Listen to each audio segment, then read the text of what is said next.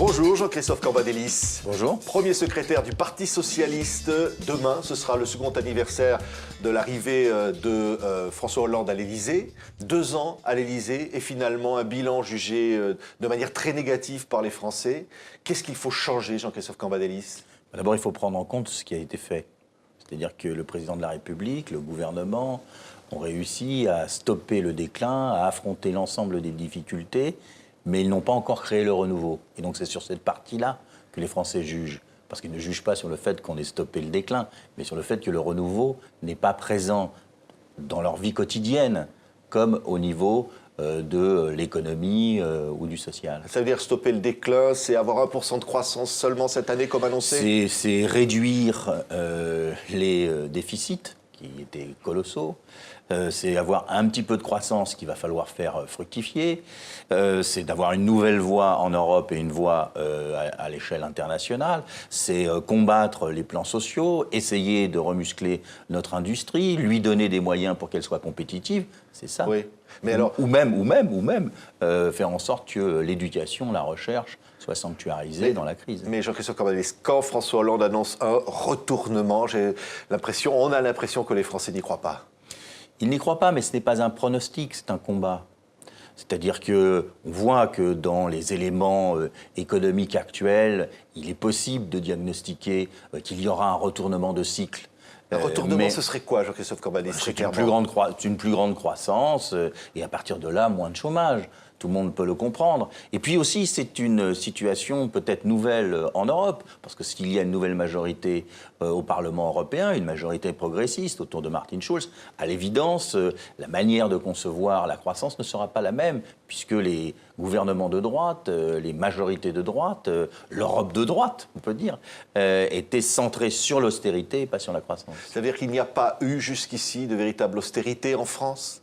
Ah oui, en France, si on compare à l'austérité en Angleterre, 360 000 fonctionnaires en moins, si on compare aux lois qui ont été votées en Espagne pour faciliter les licenciements, si on compare aux coupes sombres qui sont intervenues en Grèce sur les salaires des fonctionnaires, ou sur les retraites, ou les minimums sociaux en Irlande, franchement, on n'en est pas là en France. Mais ça veut dire 50 milliards d'économies à trouver pour convaincre Bruxelles, pour convaincre l'Europe? Non, pas pour convaincre Bruxelles, pour assainir, continuer à assainir et investir dans la croissance, investir dans notre compétitivité, tout en gardant ou en sécurisant un certain nombre de domaines qui sont l'éducation, la sécurité, la recherche, etc. Vous savez, c'est pas Bruxelles qui dicte notre politique. C'est la nécessité de ne pas laisser des dettes à nos enfants. Oui.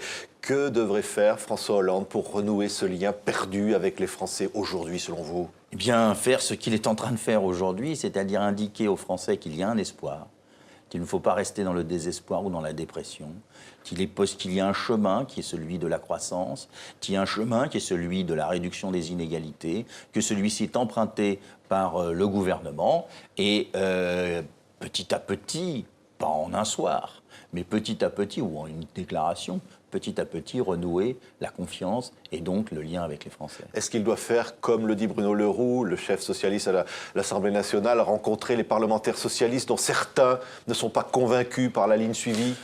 Il doit vraisemblablement le faire et il le fera sous les modalités qu'il choisira. Mais ce n'est pas cela qui déclenchera la confiance. C'est une partie du paysage à reconstruire. Il doit s'adresser davantage aux Français, il doit aller davantage à leur contact?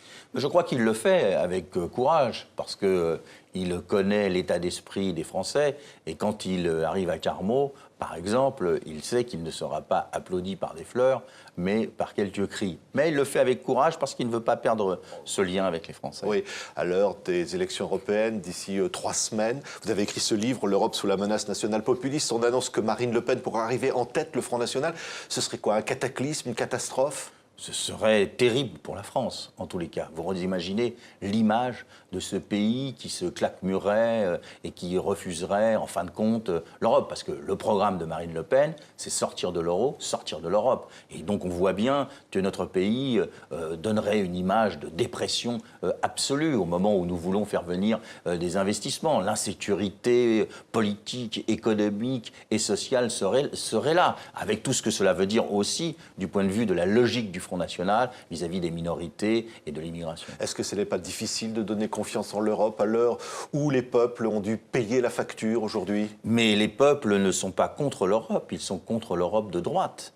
Et aujourd'hui, pour la première fois, c'est historique, on peut avoir un président de la Commission élu par les peuples via une majorité au Parlement européen. Et si cette majorité est progressiste, l'Europe sera progressiste. Il y a une menace fasciste en Europe aujourd'hui, Jean-Christophe Cambadélis. Vous parlez de national-populistes. Il y avait un projet de congrès antisémite à Bruxelles hier qui a été annulé. Vous dites qu'il y a une véritable menace? Il y a une menace, je ne dirais pas fasciste, parce qu'on n'est pas dans les années 30, et les partis qui soutiennent ces thèses ne sont pas formatés comme ceux des années 30 qui marchaient sur Rome ou qui avaient un dispositif quasi militaire. Mais il y a une menace nationale-populiste, une menace nationaliste qui vise à détricoter l'Europe. Mais si on détricote l'Europe, on ne repassera pas par les États, on ira aux communautés. Et c'est les communautés les unes contre les autres, une espèce de libanisation. Regardez la situation en Ukraine, c'est ça l'avenir pour Marine Le Pen de l'Europe. C'est-à-dire que les russophones sont d'un côté, les autres Ukrainiens sont de l'autre, et ils s'affrontent. C'est une sorte d'apartheid, vous employez le mot. Oui, c'est une sorte d'apartheid où les Français de souche auront leur propre territoire par rapport à des Français que ces derniers, le Front National, appellent de papier. Et que fait la droite classique, la droite parlementaire? Elle a une responsabilité dans cette situation, selon vous? Ah, elle est divisée façon pulse, comme dirait l'autre, car vous avez des europhobes, des europhiles, des eurobéats. On voit là aujourd'hui encore que M. Guénaud annonce qu'il ne votera pas pour M. Lamassoure, qui est le tête de file de l'UMP en Ile-de-France, parce qu'il estime que son Europe, l'Europe de M. Lamassoure, donc l'Europe de la droite et de l'UMP, plus personne n'en veut. Donc vous voyez que le diagnostic est encore plus sévère que nous pourrions nous-mêmes le formuler. L'Europe, c'est un projet. L'Europe, ça reste un projet. Est-ce qu'il faudrait envisager de réduire le nombre de pays ou de l'organiser autrement? On peut toujours améliorer le fonctionnement. Et je crois qu'il y a une part, d'ailleurs c'est ce que nous disons dans notre campagne, de combat contre la bureaucratisation de Bruxelles. L'Europe se mêle de tout, elle devrait se recentrer sur ce qui est de son ressort et laisser les États-nations fonctionner par rapport à ce qui est de leur prérogative.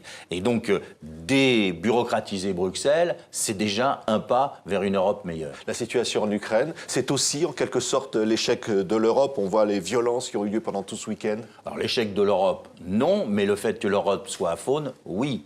Ce n'est pas l'Europe qui a créé la situation en Ukraine, même si, malgré nos difficultés, on voit bien qu'une partie de l'Ukraine a envie de nous rejoindre, parce qu'ils identifient à l'Europe la question des libertés, de l'économie libre et des droits démocratiques. Mais là, c'est un conflit entre au milieu des Ukrainiens, entre russophones et d'autres qui ne partagent pas la même logique. Certains veulent aller vers la Russie, d'autres veulent aller vers l'Europe, et ceci crée des tensions. Mais dans ces tensions, voire quasiment dans ces guerres civiles, dans ce début de guerre civile, l'Europe a du mal à se faire entendre parce qu'elle n'a pas de politique de défense et qu'elle n'a pas d'unité sur ce qu'elle veut en Europe. Alors Jean-Christophe Cambadélis, un dernier mot.